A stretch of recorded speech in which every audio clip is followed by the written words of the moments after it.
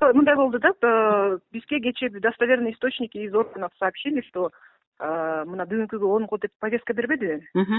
Анан тиги экс-президенттин өкүлү Сергей Слесарев айтты, барбайт, мен азыр министрдин атына кат жөнөтөм 3-чү жолу депчи.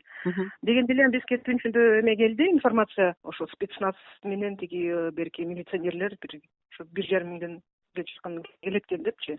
Сыйлой закон алгыла дептир деп.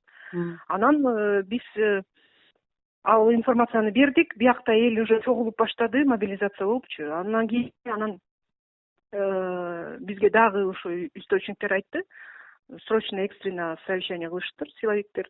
Анан, видимо, на котором и решили, что не будут, не пойдут, да, на захват. Дагы унчукпай турбады, унчукпай туруп түшкө жакын эле бербеди бул деген дезинформация депчи.